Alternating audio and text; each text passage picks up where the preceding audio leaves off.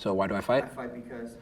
I fight because it's something that I choose to do. I love fighting. He doesn't walk into the cage. He saunters in like a man who just got a text saying "wanna scrap" and replied "bet." That's Kevin Holland for you. I just don't play those games, bro. If you really want the smoke, let's get the smoke. MMA's wild card, the UFC's Swiss Army knife, and maybe the last true cowboy in a sport that's getting more strategic and sterile by the day. While most fighters these days clock in 2 to 3 fights a year, some barely even that, Kevin's in the octagon like it's his side gig. In just the first half of 2025, Kevin Holland has already racked up 3 UFC fights. He began the year with a loss to Reinier de Ridder via submission at UFC 311 in January.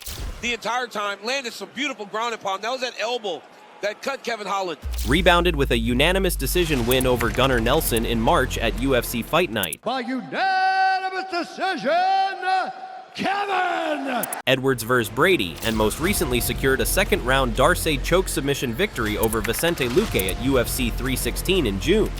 Kevin, trailblazer! And we're only in June.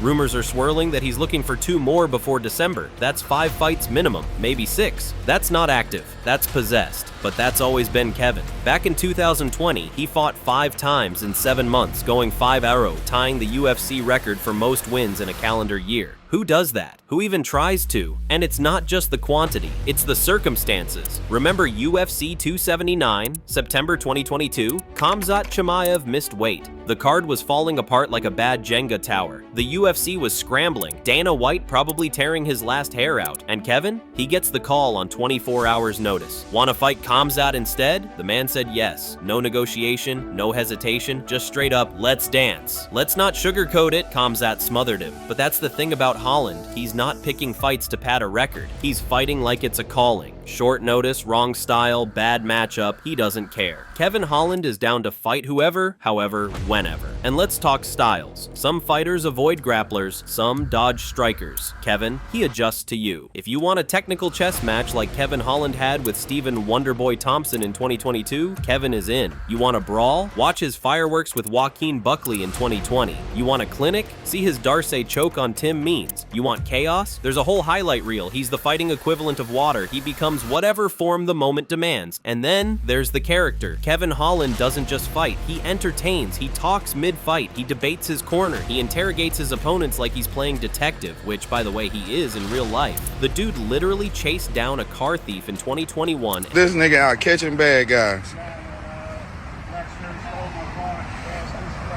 Right here. He stole his car and he got him. This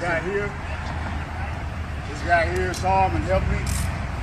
And subdued an active shooter in 2022. Batman wishes he had Holland's cardio, and the mic drop moments? Don't even get me started. After his fight against Vicente Luque at UFC 316, the crowd's still buzzing, and Kevin grabs the mic with that signature grin and says, "I just kept telling myself, stay long, stay strong, do your thing, go get it going on." He wanted a war, so I wanted to give him a war. He wanted a fun fight, I wanted to give him a fun fight. If he wanted to dip and jive, I wanted to dip and jive. If he wanted to dip and grip, I wanted to dip and grip. Whatever he wanted, I wanted to give it to him. I just kept telling myself, you know, stay long, stay strong, do your thing, go get it going on, get it going on. That right there, that's not just post-fight adrenaline, that's philosophy. That's Kevin Holland's combat code. You lead, he follows, but with chaos. And for all the antics, all the jokes, people forget, he's skilled, long reach, crisp striking, wicked jiu-jitsu, and most importantly, unbreakable mentality. Losses don't shake him, matchups don't scare him.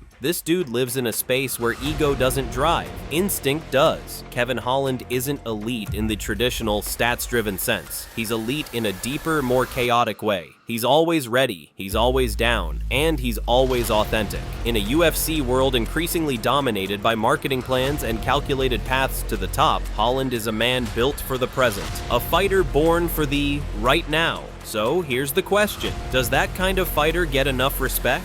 Will the UFC ever reward someone who doesn't play the system? Or will Kevin Holland be remembered as the sport's last true freelancer? The final outlaw? Sound off in the comments. Is Kevin Holland a UFC icon in the making, or just the most badass gatekeeper we've ever seen?